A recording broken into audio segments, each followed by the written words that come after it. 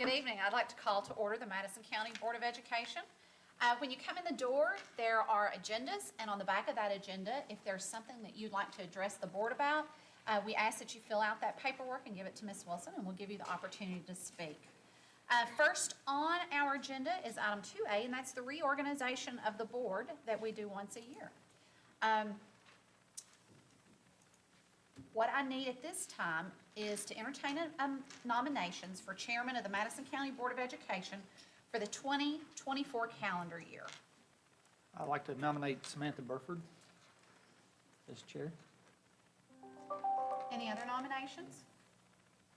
If not, the recommended motion is to nominate Samantha Burford for chairman of the Madison County Board of Education for the 2024 calendar year. Do I have a motion? So moved. So moved by Mr. Rutherford. We have a motion by Mr. Rutherford to nominate Samantha Burford. Do I have a second? Second. Second by Ms. Coyle. All in favor? Aye. Opposed? The motion carries. At this point, I'd like to cease nominations and actually elect our new board chairman. Item 2B on the agenda is to cease those nominations and elect a board chairman. The recommended motion is to cease nominations for the 2024 board chairman and that Samantha Burford be elected by acclamation. Do I have a motion? So moved. So moved by Ms. Cobb. Do I have a second? Second. Second by Mr. Rutherford. All in favor? Aye. Motion carries. Next, I would like to nominate item 2C on the agenda is to nominate a 2024 board vice chairman. At this time, I entertain nominations for vice chairman of the Madison County Board of Education for the 2024 calendar year. Nominate Ms. Becky Coyle. We have a nomination by Ms. Cobb for Ms. Coyle. So the recommended motion is to nominate Becky Coyle for vice chairman of the Madison County Board of Education for the 2024 calendar year. Do I have a motion? So moved. So moved by Ms. Cobb to nominate.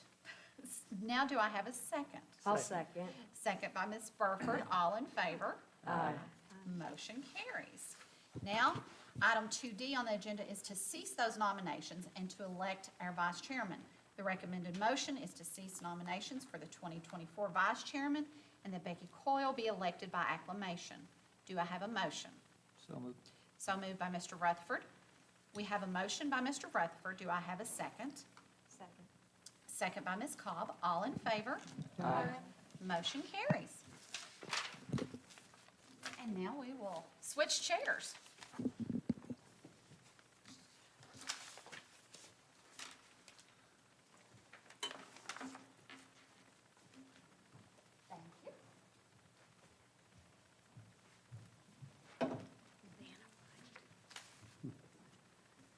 Thank you. Thank you, Tammy.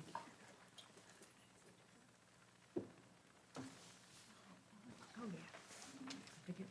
There you go. Thank you, Beth. You're welcome.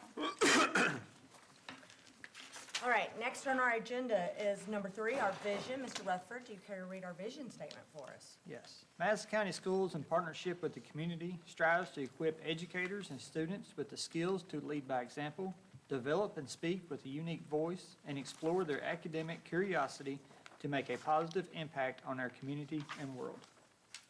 All right, thank you. And next is our showcase.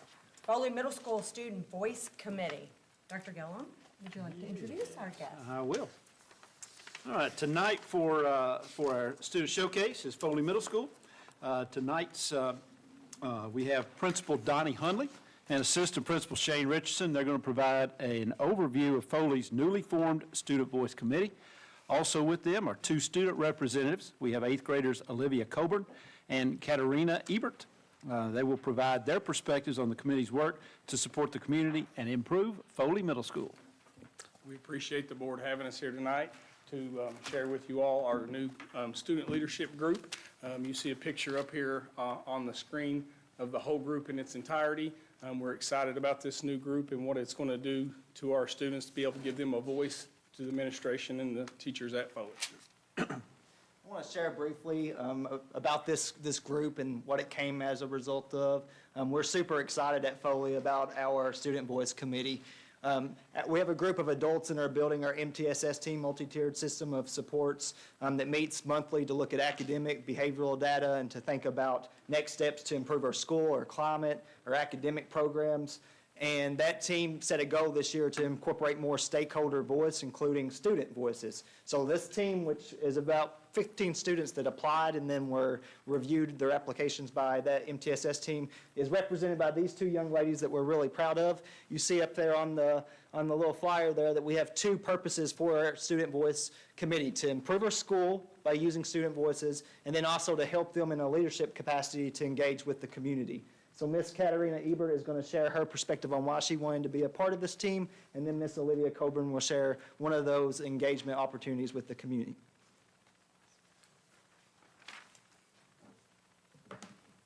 Hello, my name is Katarina Ebert. I've come before you today to speak about the Student Voice Council, more specifically why I wanted to join the team. When I first heard about this group, I thought it was a cool new thing to try, but I soon realized it was more than just that. The faculty recognized that they needed more representation among the students. This is the part where the student council comes into play. I wanted to join the team because we felt like we weren't getting spoken for. I had a feeling that being part of this could make a difference in the school. With this group, we access, I'm deeply sorry. We have more access to the students than those that work in the faculty. We take the student body and suggest it to our higher-ups. With this, we cover a vast majority of the students here at Foley Middle School. To conclude, I would like to say thank you for having me here today, and I hope you all enjoy the Foley Middle School Student Voice Council.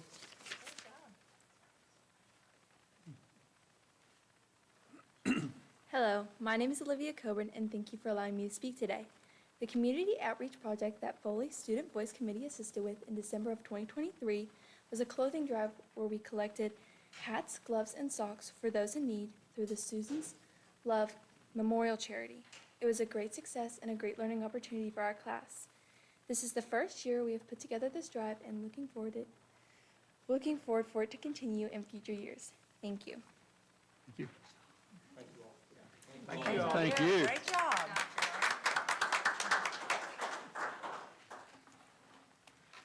Girls, y'all did a great job. Thank you very much. Absolutely did.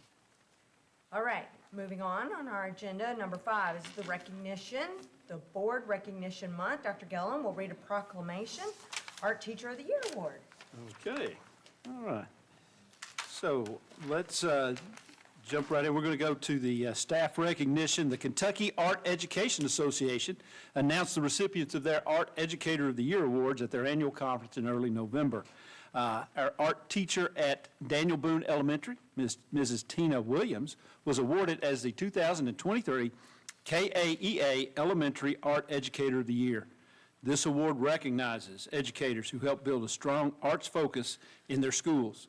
Mrs. Williams has created a solid foundation for arts education and how it can positively impact students at Daniel Boone and across the district. Congratulations, Mrs. Williams.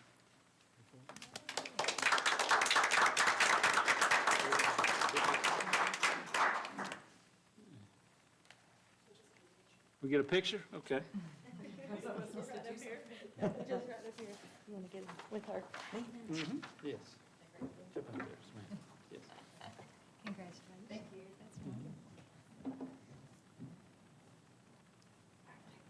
That's wonderful.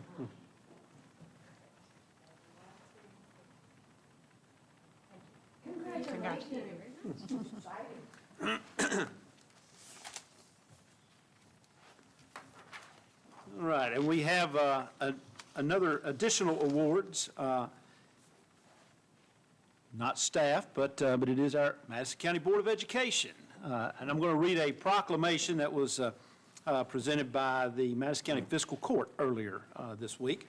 It was the Madison County Fiscal Court, whereas our community values a quality education as a vital step along the path to success for our children, and whereas Becky Coyle and Beth Brock, Brandon Rutherford, Lori Cobb, and Samantha Burford contribute greatly to this community through their service on the Madison County Board of Education, and whereas these decision makers are responsible for maintaining strong, effective budgetary oversight, high standards for employment, and a safe, well-managed set of school facilities, and whereas these board members are serving their community with integrity, honor, and a commitment to our children's futures, and whereas January marks Kentucky's observation of their contributions through School Board Recognition Month. Therefore, the Madison County Judge Executive and the Madison County Fiscal Court have proclaimed the month of January 2024 as School Board Recognition Month. So I wanted to read that proclamation, and as well, we have a certificate for each of these folks. So I want to bring them down and get a photo with this. So if you guys would, step on down here. We'll get one more photo. Yay. Photo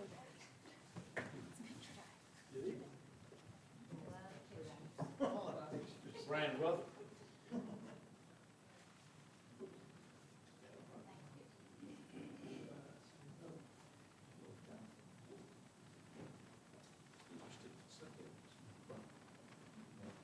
All right. I have to get in here too? All right. I didn't get a certificate. Nope, I'm right here on the edge.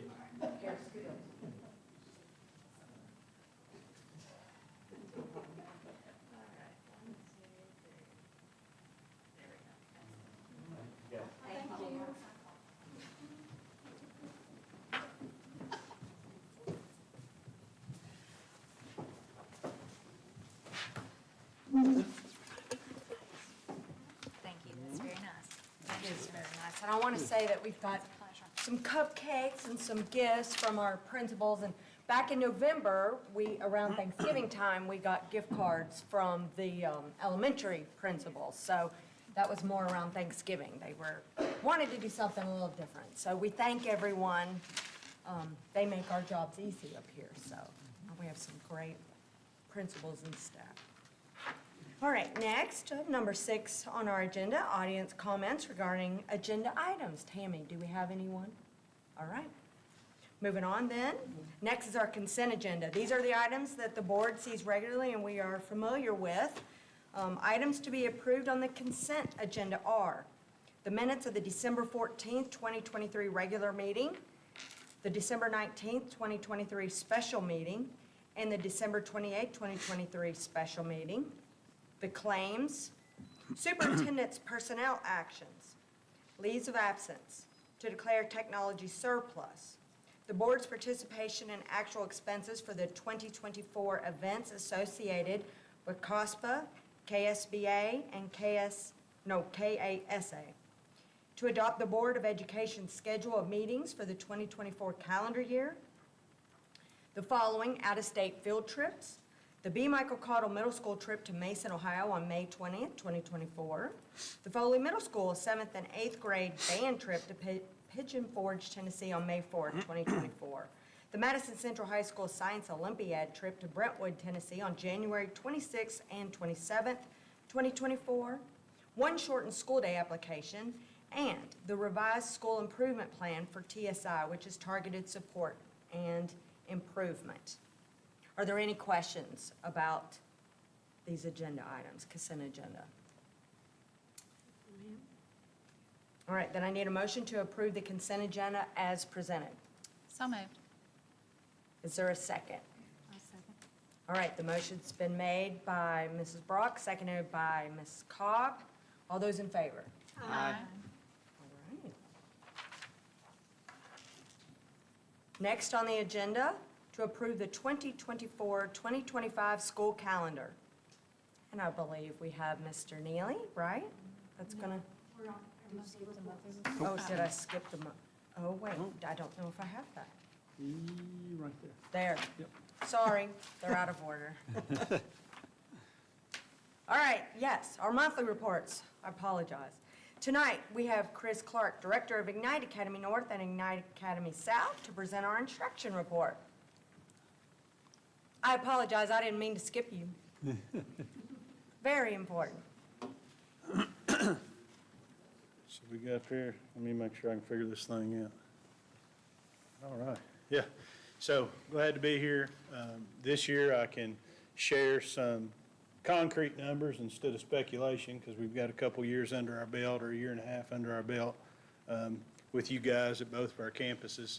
The first slide here is just going to show some of our programs that we have at North Campus and South Campus. A few of the programs mirror each other, the ones health science, welding, the ones at have a big demand.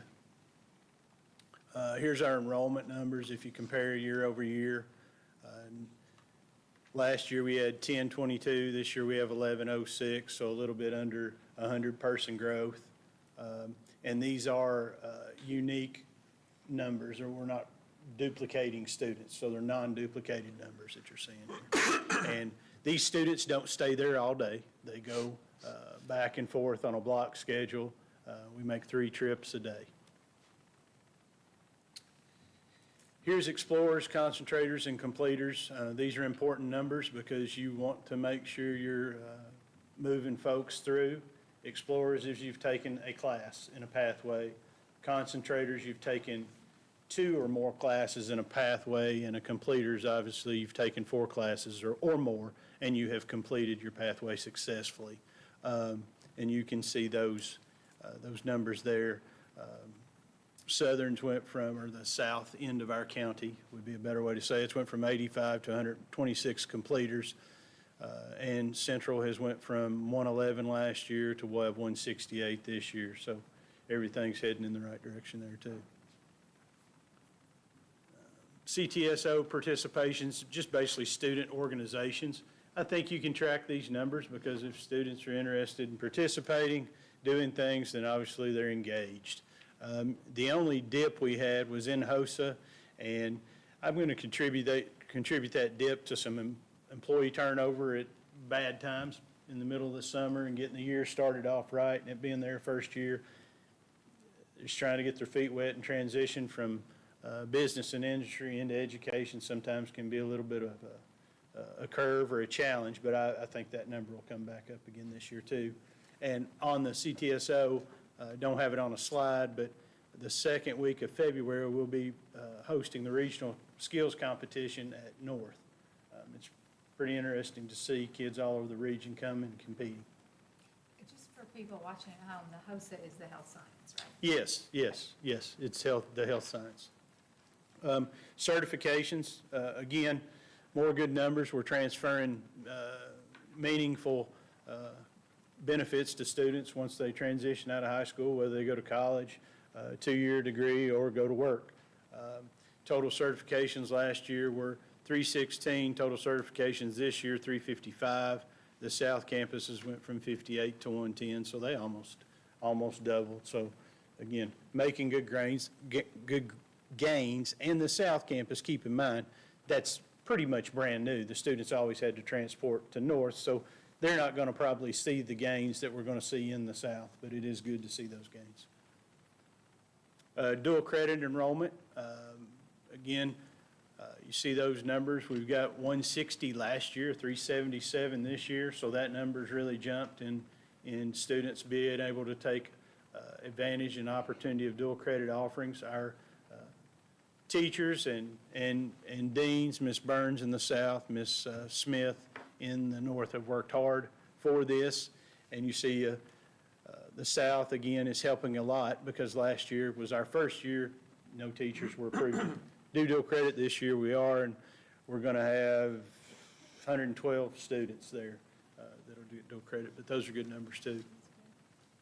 And Mr. Clark, with that dual credit, real quickly, just, you're talking about dual credit within career and technical education programs? Yes, dual credit within our career and technical education program. So, and those are just counting our teachers at our campuses. I'm not counting CTE or dual credit or career and technical education opportunities at the home high schools, which there are opportunities there too. These are just numbers from our 2 campuses. And the high school, I know their career and technical education teachers also offer dual credit. Spark, something I just wanted to highlight, it's along the same lines of Mr. Hunley and Mr. Richardson, Ms. Burns and Ms. Smith.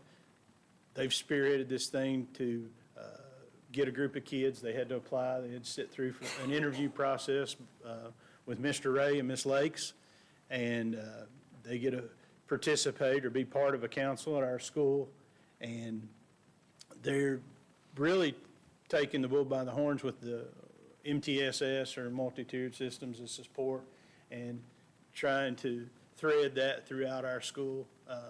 They've taking the initiative on building tours, getting some guest speakers and programs. They've just come up with the ideas and thoughts, and the way they see things is amazing. So I wanted to just highlight that's new this year too. EKU Workforce Development, this is something we do after hours. So through EKU, we use our campuses to teach career technical education classes for EKU with our instructors. 2023, we did 3 classes. 23-24, we're going to do 3 classes, or have completed already the 3 classes, and you can see those are the classes. So this would allow students, say they graduate from our Madison County Schools, Southern or Central, and they want to go to EKU and get a CTE certificate, well, they can just continue coming to Ignite South, Ignite North as they work, and most employers are paying for this for the adult students that want to come do it. And here's some community night classes. 22-23, we had 2 welding classes. And this year, you can see at Ignite North, we've got 8 community class offerings, or opportunities to engage with our community members. And this can be anybody from the community. It can be a parent coming with a student. It can be grandma, grandpa, aunt, uncle, anybody that wants to attend. Miss Newman did a pumpkin roll. Yeah, a pumpkin roll, yeah. And it was full. She really enjoyed it. She's wanted us to do one in the spring, and it's up there, pasta class or night class. So just all kinds of different opportunities for people to come and be part of the building and see what the building's about, and engage them that way. Here's some of our community support from business and industry. This year, we've had probably $50,000 worth of monetary donations through different items, community participation in night classes, 6 donated vehicles, 32 donated engines, a donated axle, all things, 5 hospital beds from our local hospitals, all things that it takes to make career and technical education be successful. You have to be relevant, and you have to be up to date with the things they're using to work with, the tools and the different equipment and machinery. So we're really getting a lot of support from members throughout the community. I didn't mention anybody specifically because I did not want to forget somebody that had helped us. So I went the generic route here. Next steps, so expand student opportunity through partnerships, and to be a little more specific, increase intern and job shadowing opportunities. We're working through that. We're doing some, through Health Science, doing a Medical Explorers Academy, which is a partnership with Baptist Health and EKU Health Science. That's worked really well.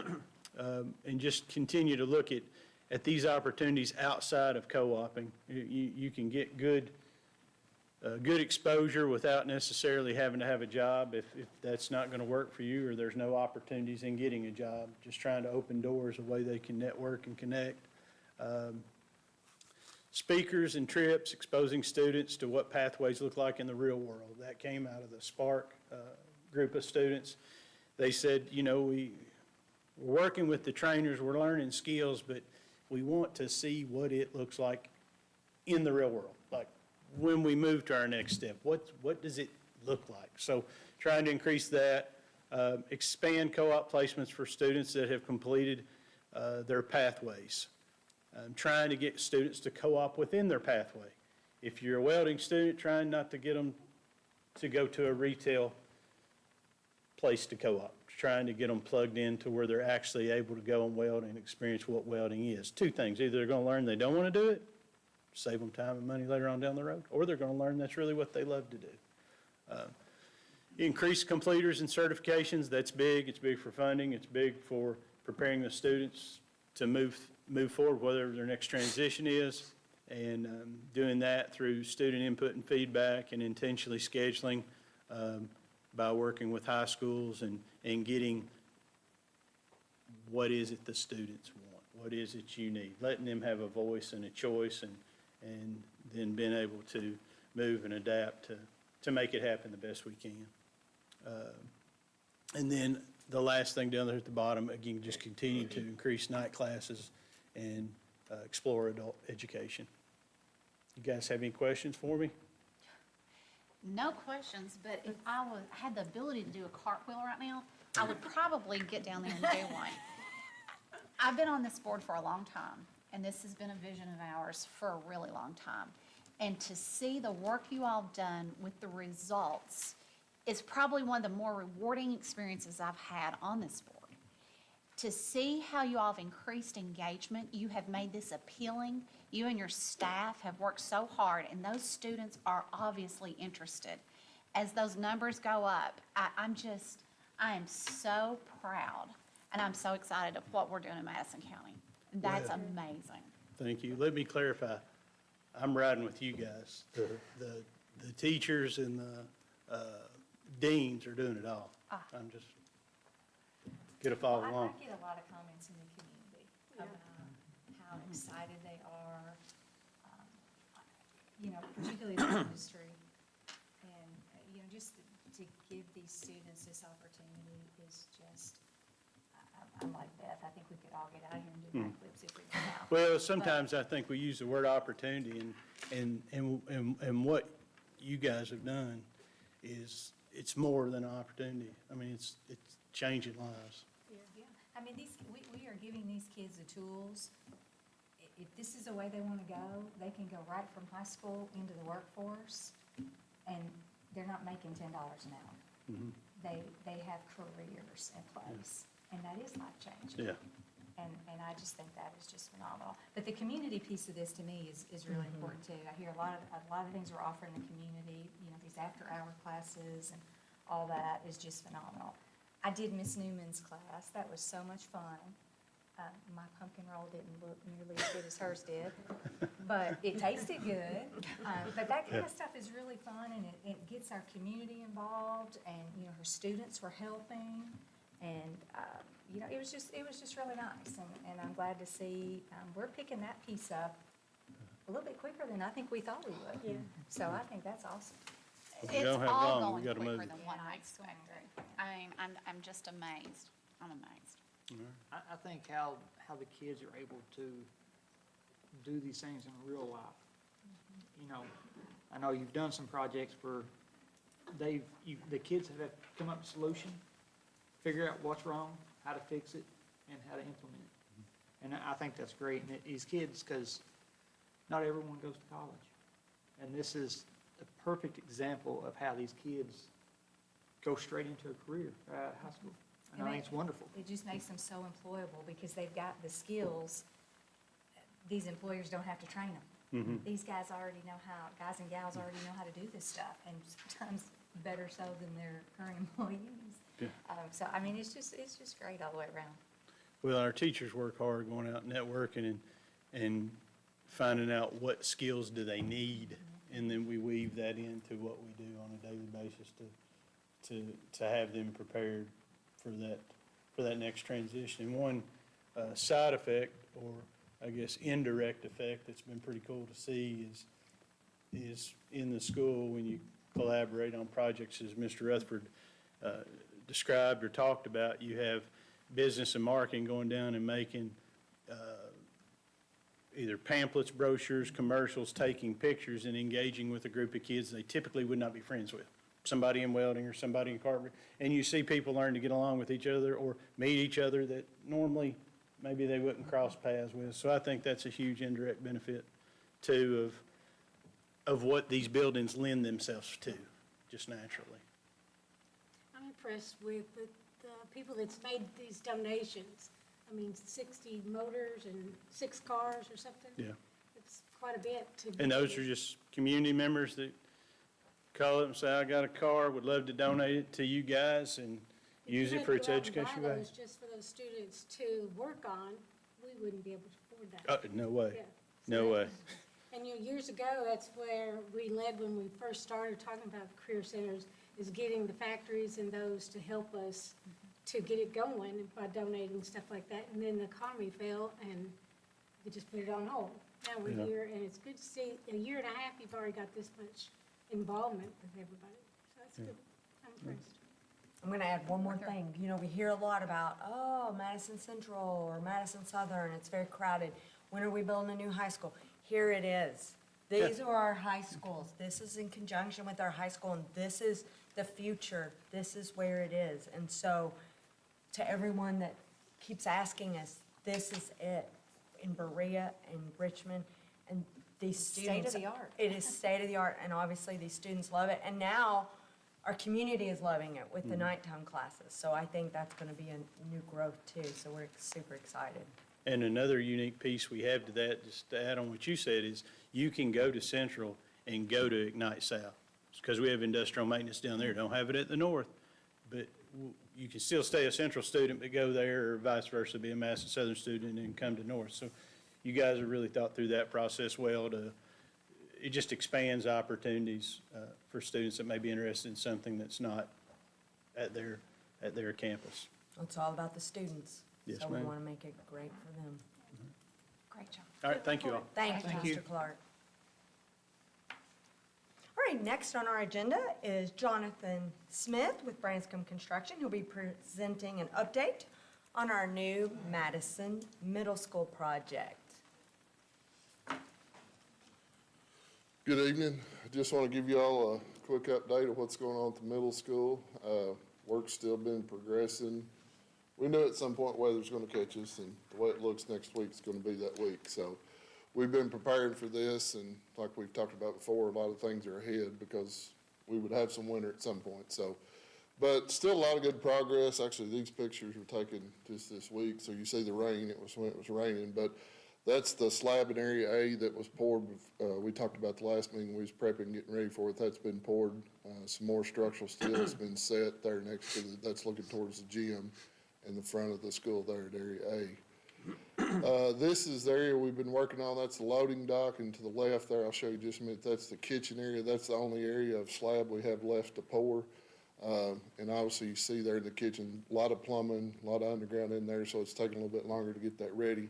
We were gonna try to pour that next week, but the way the weather is, we're probably gonna reschedule that. It's not holding anybody up at this point. There's a lot of other areas that I'll show you in a minute for folks to be working in. So all our slab pours have been good. Everything's been good quality, so we don't wanna rush this last one just to try to get it poured since it's not really holding anybody up. But we are getting all the plumbing roughed in, getting our inspection, be ready to pour as soon as the weather will allow us. This is Area C, one of the classrooms, see looking towards Area D there in the front. You can see a lot of the conduit and boxes been made up, so as the masons laying up walls, electricians following right in behind there, getting those put in the wall as needed as walls go up. This is that Area C. You can see a lot of that masonry is going up, starting to take shape. You can kind of see what the building itself is going to look like, getting that up to height. The structural steel erector's on site. As walls are getting up to height, he's falling right in behind the mason, setting structural steel, because we've got a lot of structural steel there on site. This is Area D, looking towards the front. You can see that corridor going into Area D there, and see a lot of the plumbing roughed in there where a bank of restrooms is there in the front. This is one of the classrooms in Area D. You can kind of see what one of the classrooms is going to look like. Those walls are up, and we'll be ready to start setting structural steel over those areas, as I said, as weather allows. But you can kind of see what a typical classroom is going to look like there in Area D. This is Area E. This is looking back towards it. That's the storm shelter wing. Obviously, that masonry is taking a little bit longer because all the intricate parts we got to put into that's taking a little bit longer. We're making sure we're getting all that done. So that masonry is going on. They actually worked today. I talked to Chris today, and they were going to work as long as they could today, as much daylight they have, because we know the winds tomorrow. They may not get to lay a lot of block tomorrow. So they're trying to take advantage of what days that we do have right now. And this is just a closer shot inside Area D. You can see a lot of the block, a lot of the scaffolding in there where the masons are setting, door frames are falling in those areas. Right now it's mainly masonry and steel focused. We're bringing the structure of the building up. There's a little bit of site work going on. They're still removing some of that rock, but that's as weather allows. It's been pretty wet on the site, so hopefully we get some frozen ground that they can continue with some of that site work, go back and get rid of some of that spoiled dirt. So everything's progressing. We just have to kind of watch the weather now and plan accordingly, but everything's still going really good. We got a progress meeting next Wednesday. All the subs working will be there, and we'll get an update, kind of see where things are. Any questions? I just like to say, I've been impressed because I went by at times and there's people working and I wasn't expecting anybody to be there. Yeah. They're working. They're, a lot of the guys are there, and, you know, with the days we got, the days are getting a little bit longer, and it's hard to get in 10, 12-hour day now, but they're getting in as many hours as they can to progress as they can. Awesome. Thank you. Next, we have Mr. Travis Curry with Trace Creek Construction to speak about the Phillips Building renovation project. Good Hi. evening. So I'm going to take just a minute and show you some photos. We'll start with the former Tech Center renovation. This is where your new kitchen is going to be installed, so some of the underground plumbing going in there. This is a broader view, kind of standing where the existing garage doors were, looking back into the building. Again, this is going to be your new kitchen area. Another view, a lot of plumbing going in there, so we still probably got another week's worth of plumbing to go in. These are the new bathrooms that's adjacent to the kitchen area that's going in. The underground plumbing has been installed and inspected. We are laid the foundation block, and we are prepping and going to plan on pouring the slab first of the week for the bathrooms, and then we'll get the mason back in and take the load-bearing CMU on up. Mason's on site working in the other areas as he can. He's probably 90% complete.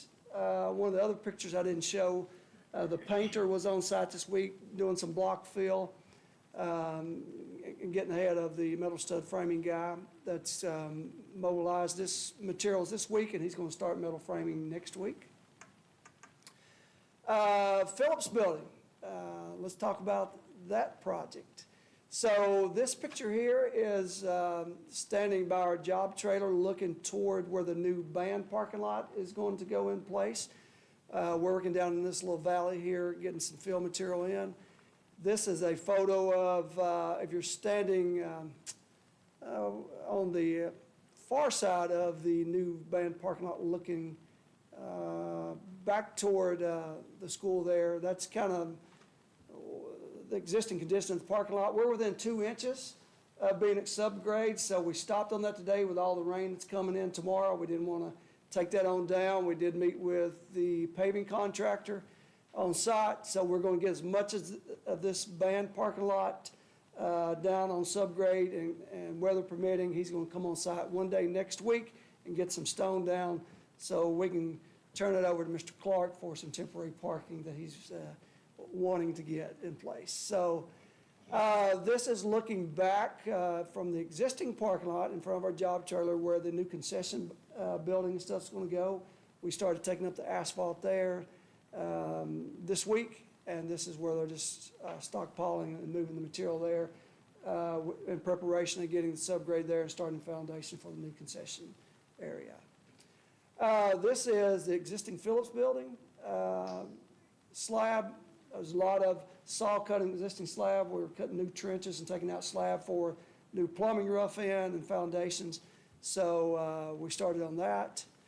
And just a little snapshot of the inside of the building. If you haven't been over in the existing garage area and stuff, that demo is 99% complete inside that building. Just moved out a lot of junk in there and created a wide open space and getting ready to start some overhead rough in there. Madison Kindergarten Academy, we are on schedule. We're having a pre-bid meeting there on the 16th, next Tuesday, and we're going to bid that job on the 25th. So keep our fingers crossed, bids coming good there, and Dr. Gillum will have a good report for you, and we'll be able to move forward there. Any questions? Just a quick question on the parking lot, the Phillips, the loss of all that. Do we need to expect that that's gone for the rest of this semester, or are we going to be able to bring some of those spaces back? Because I know the fencing is.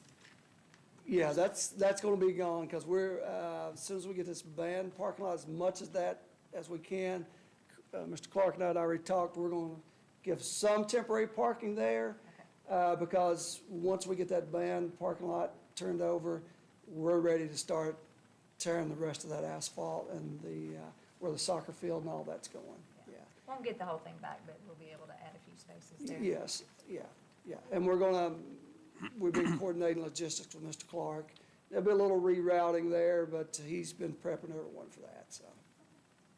We've got some growing pains, but in the end, I think you'll be happy with it. Oh, it'll be Pleasant worth way it to when put it's it, done. growing pains. Any questions? For sure. Thank you very much. All right. Now, Tony Thomas, our architect, will present our construction report. Good evening, everyone. Well, I have a lot of duplicated pictures for you, but in general, as Travis and Jonathan reported, progress has been pretty good. Even though there's been holidays and bad weather, there's been a lot of people working on site. So we've had good progress. If I start at the Phillips building, and I'll just move through these, this just a sunshiny picture with on days when it's dry, they've been able to get in there and get some work done. This is a similar shot to where Travis was. That's the Phillips building shadow on your left there. And Daniel Boone would be on your right where the future band parking lot. A lot of work done there. And then there's facing Daniel Boone. Interior of Phillips, similar to what he showed, just a lot of demolition there. There was, some interior spaces that were completely taken out. It's very wide open in there now. And again, just another picture of some demolition that's going on. This is the alley in the back way. They had to pull out some big chunks of concrete back there. I mean, that's a piece of a footing. This is industrial work going on here. It's big time stuff. And as he mentioned, they're saw cutting slabs for future utilities. Here's a closer picture of some of the accurate and detailed work that they're doing there. This particular area is going to get another whole coating of concrete on top of it, so shouldn't be any leftover marks from cutting the concrete. And of course, this is where the offices will be, so it'll also get tile on top of it. And this is looking in the courtyard where they're getting it kind of back together again. It looks even so much better than just, if you can remember what it looked like with the old building there, just having the sunlight and the light come through. But a lot of stuff going on in that courtyard there, a lot of utility work still to do, but we were out there coordinating some of that today. So progress is good at the Phillips building, and that's just another picture from Georgia Street. Any questions on Phillips? If not, we'll roll right into the middle school. This is if you come in, obviously, off Goggins Lane, you're looking at the gymnasium and the front entry there. Just a good view of how it's really taken form, and you're really starting to see, getting close to looking like the renderings. A closer view of the entry tower. This is the lobby area where Jonathan talked about some of the steel being installed more recently.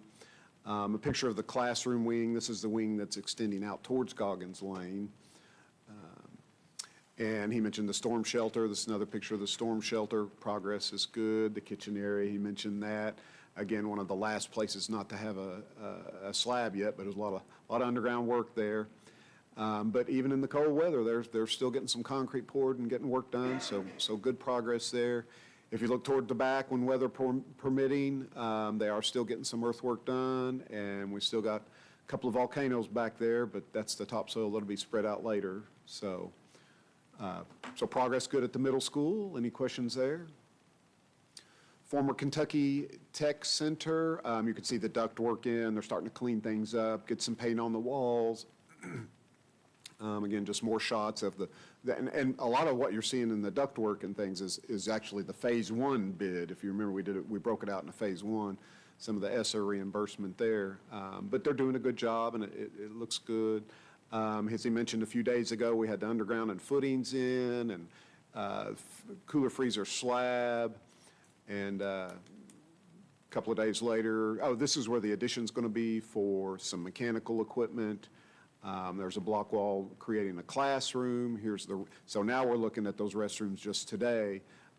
So you can see they're getting the block walls, and they're going to pour the slab. Those are thickened slab ditches there where the stalls will be. And again, just some more shots of the progress of the ductwork and the painting and so forth. So any questions on the former tech? As Travis mentioned, Madison Kindergarten Academy renovation project bids the 25th at 2 p.m. And that's it for the construction report. So overall, you feel pretty good about their progress and where they're at in these? All three projects. Well, the three that I just covered there. I mean, Phillips was the last one to bid, and they're trying to do some of the stuff and come out of the ground in very bad weather. But that was kind of anticipated in the schedule, so, as far as I'm concerned, I feel good about all of them. Thank you. Thank you, Tom. Thank you. All right, next, Mark Woods, our CFO, will present our monthly financial reports. Hello. Good evening. Evening. All right, we'll get started with the bank reconciliation here. As of December 31st, we ended with a reconciled balance of $123,853,292.12. You can see that's up from this time last year. Of course, we talk about that. We've been talking about it for a while, and it is our construction money. It's our bond money from where we had bond sales. So as we spend that down, we'll notice that the balances will come more in line. So that makes up the big difference there in those balances. Of the reconciled balance, the district had $65,249,458.48 in investments. That's with local banks. We have 2 CDs, and then we have some T-bills, treasury bills that we have purchased over the past year, actually. You probably noticed in there the differences in the investment totals. We had some coming due from the construction money that we'd invested, and that money, we've brought that back. At the same time, I was in the process of investing some of our tax dollars that had come in so that we have those to work out as we need them for cash flow. So there's a little bit of change in there, not much from the last report, but we did really well with our construction funds, and we earned a little over $1 million for letting that be invested in those T-bills that we'll be able to use on future projects. So that's working out well. I have left $29 million of that we had invested in there so that we can keep earning on it, and it will come due as we need it for the projects. In addition, you had a balance sheet and a revenue and expense report for December 31st. I've looked through the totals. I've looked through where we're at. We're trending right where we should be at this point, so nothing alarming in there. Later this month, we'll be talking about the draft budget, and in that, we'll also have some adjustments we need to make to the working budget, but that's typical for this time of year. Questions? No? No questions? All right. Then we'll move on to our action agenda. 9A, approve the monthly financial reports.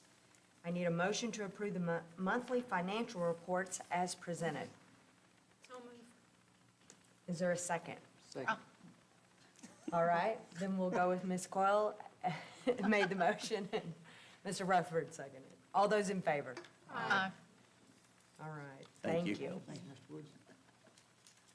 Next on our action agenda is 9B, nurses report. Janie Winkler, our district health coordinator, will give our nurses report. How are you Hi. all? I just want to start off by just kind of giving you a rundown. We still have 19 nurses, 2 CMAs, and we have 10 sub-nurses. We started the year off, I had 6 openings, which was easy to fill, but we had 6 nurses leave due to the economy and needing a higher paying job. It wasn't because they were dissatisfied being a school nurse. They really, it really bothered them. They really hated to leave, but they just felt for their families that they needed to move on to where they could increase their income for their families. So, but I was able to replace those nurses, so we're doing really well. So I just want to let you all know about our visits. So 21, 22, our nurses saw 67,000, almost 68,000 students, almost 4,000 staff members. Last year, 22, 23, we saw over 90,000. So we are really seeing a lot of kiddos. And we're seeing them for multiple reasons. We have a lot of health conditions. We treat kids that are diabetics, asthmatics, seizures, anxiety, ADHD. It's just a multitude of reasons that we see. There's some clinics are seeing 50-plus kids a day. And so the nurses are really, really working hard. We continue to do our vision screenings. We do third grade vision screenings. We do our re-evals for special ed. That keeps us busy as well. They're on the forefront of immunizations. We have our audit in December. So we're now trying to get that back and get our kids immunized. We've had a little bit of trouble with the 11th graders in having the resources to get those meningococcal. They've been kind of, the pharmacies haven't been able to get them. So there's a little bit of lag on that. But we're still working on that, sending out letters. Our nurses, like I said, they do vision screenings, immunizations, physicals. They keep up with all the physicals and requirements for entry to school. They teach a hygiene class in 5th grade. And we work flu clinics and we work summer schools. So they're busy. They're working really hard. And as of December, our numbers were above what we were last year. So it looks like we're about 1,000 more than we saw last year at this time. So we're seeing a lot of kids for multitudes of reasons. And, you know, Matt, this week I ran into 2 former students and they told me, I don't know what I would have done without my school nurse. I would never have made it through school.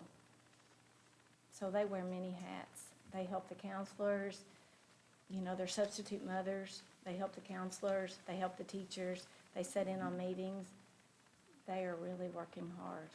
And we couldn't have a better group of nurses. We're very appreciative. Well, we of all appreciate you all do. for allowing us to, you know, those are their babies, and they really take good care of them.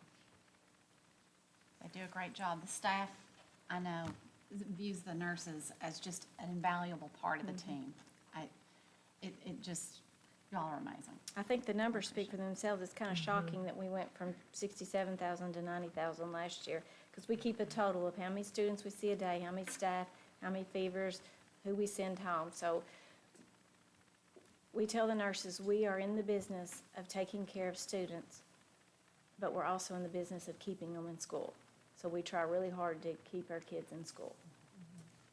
We're really diligent on attendance. We sure appreciate it. Yes. Well, thank you all. And every time we do school visits, we rarely get to see them because they're very busy while we're there, so. That is the truth, yes. Thank you all. Thank you. All right, next is 9C, adopt a resolution authorizing MCSDFC to issue revenue bonds. I need a motion to adopt the resolution of the Board of Education of the Madison County School Board at Richmond, Kentucky, authorizing and approving the execution of a contract, lease, and option with the Madison County School District Finance Corporation and any further necessary instruments, approving the execution of continuing disclosure procedures and the execution of tax compliance procedures, approving certain architects, engineers, plans for the construction of a certain school building project, and approving the plan of financing the cost of said project. Is there a motion or any questions? So moved. All right, is there a second? Second. All right, the motion's been made by Ms. Brock and a second by Ms. Coyle. All those in favor? Aye. All right, moving down to 9D. We're going to approve bus purchases. I Mr. hope we do. Lakes. How are you all? Yes. Hope we do too. So this year, we're going to try to order 10 additional Thomas buses. We order Thomas buses every year. The breakdown this year, normally we get 4 conventional 72-passenger buses. Normally we get 4 rear-engine buses and 2 special needs buses. This year it's a little different. We still go with the 2 special needs buses. They're $158,740 per bus. That includes a lift on the bus for students that are in wheelchairs. Air conditioning, we do air condition our special needs buses for IEPs and such things. And they have tinted windows. 3 72-passenger buses instead of 4 this year. 3 conventional buses, $136,027 per bus. Each bus has tinted windows. We needed to order 5 84-passenger rear-engine buses this year at $179,862 per bus. Each of these buses has an undercarriage, because that's the buses we send on trips, you know, to various places, and they can put their equipment and whatnot. And they have tinted windows as well. We needed an extra 84-passenger bus this year. Routes are getting more crowded, and there's a significant difference in the 12 extra passengers makes a huge difference in a lot of our routes. We still have to order conventional buses because there are some locations in our county that a 84-passenger bus just won't fit. But we have to use conventionals there, but the 84-passenger buses do really come in handy for us. Are there any questions? Inflation is real, Yeah. Very much so. very real. But just, I know lots of times I get questions, you all buy buses every single year. I don't know that people realize the number of miles. Is it still about 10,000 a 10,000. day? Per day that our buses and our bus drivers travel every single day to pick up students. We run this may help, we run 165 routes, okay? We do that with about 100, and right now we're doing it with about 129, 130 drivers, okay? So it takes a lot of buses to do that. Buses depreciate out, it takes 14 years. Some buses, we have a lot of buses that are older than 14 years old that we still use that are still in good shape. Sometimes buses don't last that long. So, you know, it's just like when you buy a car, it may last a long time, some may not. Same thing.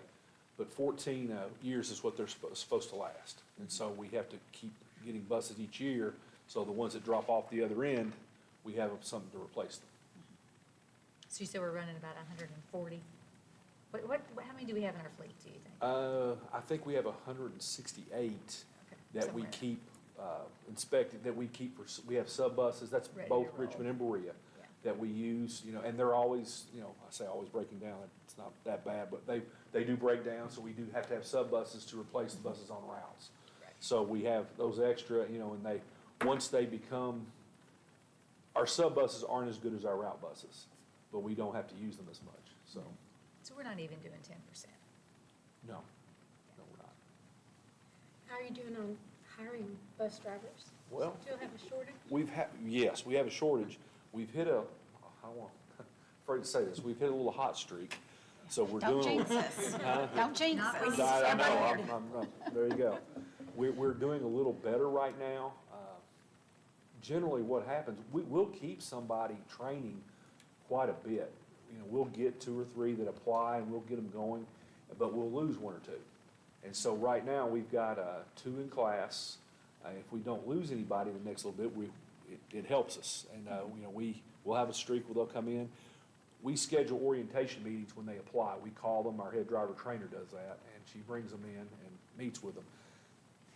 The thing that gets you is out of every 10 comes in for a meeting. If we can get 2 of them to complete it, we've done well. 3's great, but out of every 10 or so, we'll get, you know, maybe 2 that finishes. And then if we've got to keep them on the other end from quitting or taking another job. And again, the pay, you all have done a magnificent job. Appreciate the pay going up for them. It's just, you know, the 20 hours a week, it's tough to feed a family on 20 hours a week, and we lose a lot of people because they just need to take more hours, get more hours for their job. So they don't leave mad. They just leave because they need more pay. Well, we appreciate the job you all do, because it can't be easy, and we know it's getting ready to get more difficult as the weather comes in. Thankful for all those people that are going to be driving those roads at 4 a.m., and it's not me. But our bus drivers do a fantastic job. You know, they're the first person those students see. To me, they set the tone. They connect with the families, and they're the last person that those kids see in the afternoon. And so they're just invaluable. Right. They're just invaluable.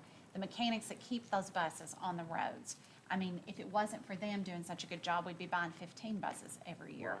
And, I mean, everybody at the garages, you all are just amazing. We And I really appreciate it. And another shout out to them, you know, with the CSEP program, they have to keep the CSEP buses that are parked at schools, we have to keep those going too. And so they've done a good job with that as well, Yeah. so. It's huge. have a very good, I'm very blessed to have the staff that I have, and so I'm very fortunate there. We sure appreciate it. Any other questions or comments? Thank you all. All right, well, we need a motion to approve the purchase of 2 special needs buses, 3 72-passenger conventional buses, and 5 84-passenger rear-engine buses for a total of $1,624,871. So move. Is there a second? I'll second. All right, the motion's been made by Mr. Rutherford, second by Mrs. Brock. All those in favor? Aye.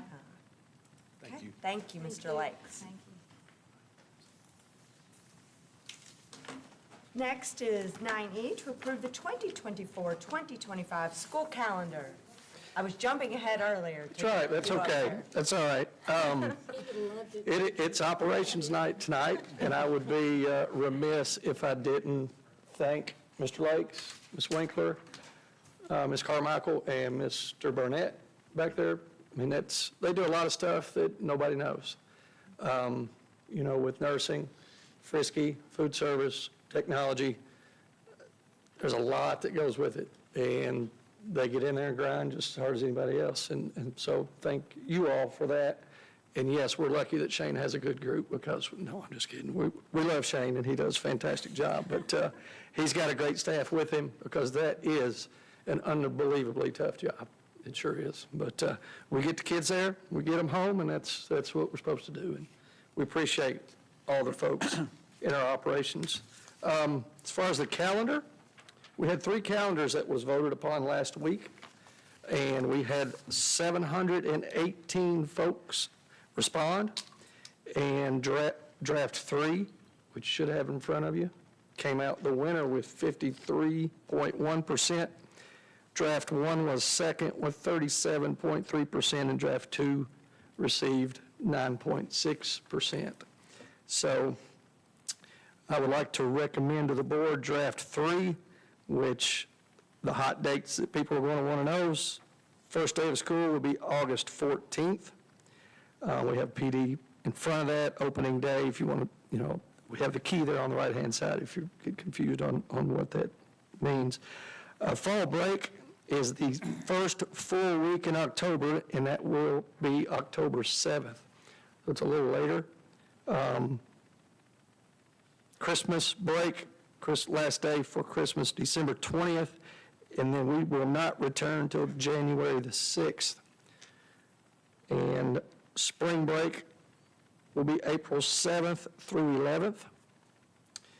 And slated for the students' last day, SLD, is May 22nd. Closing day, May 23rd for teachers, and then 2 professional development days, 27th and 28th, that teachers will be required.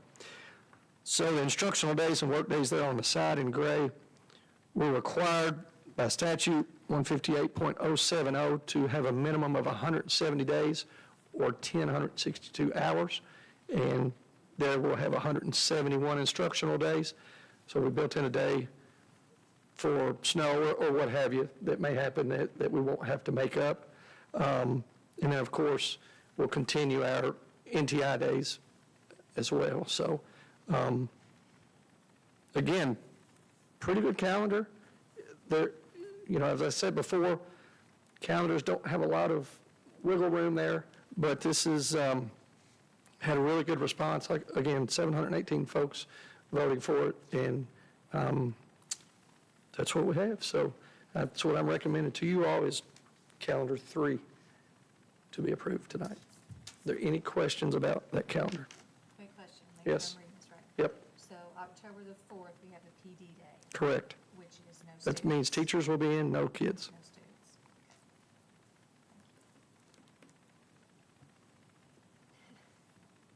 Good question. Yeah. Yeah. Say that one more. There's a lot of people that don't have kids who watch, or who don't teach, that have kids went, yeah, we got a long fall break. Yeah. Absolutely. So will students actually, they will be in session on December the 20th, on that Friday? That's correct, on that Friday, yes. It just broke this year that we actually had, felt like a long break because I think we got out the 15th. Yeah, Just I a- had parents ask me why we did that. I was like, you voted, teachers voted on it. Yeah, that's right. So it just, when, what was Christmas on Monday, I think? Yes. Yeah, so It's really kind of how the calendar. it's how the calendar falls, yeah. Right. Any other questions for Mr. Neely? All right, then I need a motion to approve the 2024-2025 school calendar as presented. So moved. Is there a second? Second. All right, the motion's been made by Ms. Cobb, second by Ms. Coyle. All those in favor? Aye. All right. Thank you. Thank you. Thank you. Next is 9F on our agenda, to approve the 2024-2026 FRYSC School District Assurances. Hello. This is a continuation program plan year for all of our Family Resource and Youth Service Centers. And this assurance certification is a normal procedure for the board to sign, saying that we will follow the contract from the Cabinet for Health and Family Services to follow that contract and to make sure that our resource centers are serving all of our students and families in Madison County. We do this every 2 years. I'm Yes, sorry, every 2 years, yes, ma'am. Any questions? Thank you for coming and being Sure, with us no problem. tonight. I need a motion to approve the 2024 through 2026 Family Resource and Youth Service Centers School District Assurances as presented. So moved. Is there a second? I'll second. All right, the motion's been made by Ms. Cobb, second by Mr. Rutherford. All those in favor? Aye. All right, thank you you. very much for coming. You had to sit through all that tonight. Next is 9G, to approve a .9 band director assistant position. Let me give a little background on this? Okay, yeah. This is, it would be paid for by the Booster Club, and the .9 band director assistant position, we're talking about an incremented piece there. It's not an actual teaching position or anything like that. So it's a couple of extra, it's an extra staff position. They will likely spread that among a couple of folks. So it's really what it really boils down to is, as you can see within the minutes, there's a couple $1,000s for a couple people to assist with the band in the different areas. This is at Central. At Madison Central, and again, it's paid for by the Booster Club. You have the meeting minutes there where they have requested that. Yeah. Similar to what we do with football coaches, we've got a couple of those in different places, so. Any other questions?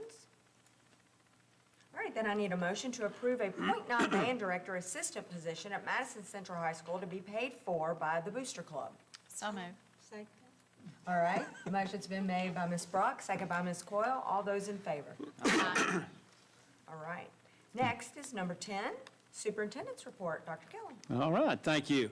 I'd like to start by thanking Mrs. Brock for serving as our board chair for the past year. You've done a wonderful job, and also congratulations to Mrs. Burford as she becomes our new board chair.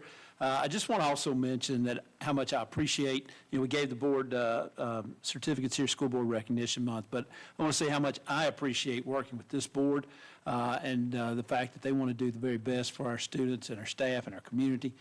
Shared leadership, as you can see, we switch up the board chair. That shared leadership is it's encouraging to each other as they as we try to foster an environment that makes us better, and teamwork within Madison County, in particular Madison County School District, is very strong, and we appreciate that. So I want to thank them, and this is just another reason why they're deserving of school board recognition this month. In other items, school is back in session for our second semester. We're off to a great start. The weather's held so far this year, but we do have the potential for some weather coming in. We'll knock on some wood there. Next week, we'll be keeping an eye on that, but the next couple of weeks looks pretty good, so hopefully we won't wreck the calendar too bad as we move forward. Our high school principals met earlier this week with some of our district staff to discuss the 2024 graduation ceremonies. And I mention that because, EKU, Eastern Kentucky University, is a great partner of ours. They've always provided Alumni Coliseum for those graduation ceremonies. However, this coming year, due to renovation, Alumni Coliseum's not going to be available for graduation. So we're planning on being able to hold those at our high school football stadiums. We did that back in 2021. The ceremonies were wonderful. We really appreciate all the work by our high school staffs and our different district folks that jumped in and lended a hand there to make that possible. But just want to put that on everybody's radar that this year we're looking at. So keep your fingers crossed and pray for some good weather in late May. All right, and then lastly, I'll mention that the 2024 legislative session of the Kentucky General Assembly is underway, and each session, there's lots of bills that are filed that impact schools. And I want the board to know and our community to know that I do my best to stay on top of those, advocating on behalf of our people and advocating on behalf of our district and public education. And I will remain in frequent contact with our local legislators, and I appreciate our local legislators and their willingness to talk and discuss and reach out to me on issues. So I want to thank each of them for their support of our school district and of public education. So I appreciate that. And that's my superintendent report. All right, next is comments from the board. I'll just say I'm glad that you brought up, because I already had a note here to talk about the legislative session. We've been very involved with it. Dr. Gillum is extremely involved. And if you have concerns about a bill, please give us a call. We're talking to our legislators as often as we can. They're very receptive. But if there's something that concerns you, please let us know. We need to talk to our legislators. They need to know how we feel about the laws that they are proposing. And some of them are very crucial to how we operate our schools. So everybody keep your eyes and your ears open. Should be an interesting session. There's also that 800 number they can call too. I don't know it off the top of my head, but. Absolutely. Where they can express their concerns or whatever. Anyone else? I'll say one thing. We had Frisky here tonight. I'd just like to remind everyone that it's right after Christmas. If you got clothes, you're going through your closets. If you got extra clothes, you can take them to, if they're older gentlemen or women's clothes, you can take them to the high schools. Your kids, you can take them to local elementary or middle schools, and they will sure appreciate it. I can promise you that. Not even clothes, but even duffel bags, backpacks, any of that stuff, they can put it to use, I promise. Mine's boxed up, I just haven't found time to get it there. All right, I'll go. I want to thank everybody, thank this board for voting me as your new chairman. I'm looking forward to it, and I have big shoes to fill because Beth Brock is always a fabulous chairman, and I'm sure I will have many questions for her, and she'll be able to answer all of them, I'm sure. So Tammy, thank you as well to getting this all worked out for us today, able to move chairs. So I think that's, anybody else? And no school Monday, correct? Oh, that's true. No school Monday for Martin Luther King Day. Must be 4 degrees, so that's okay. That's true. Anything else? All right, then I need a motion to adjourn. So moved. Second. All right, the motion's been made by Ms. Cobb, second by Ms. Coyle. All those in favor? Aye. All right, this meeting is adjourned. Don't go anywhere because we have one. Oh, that's right. Don't run away. Don't go away. Stay tuned. Do we wait or Just do stay we? right No, there. we're ready. Clark. It's All right after, yes. You just stay right.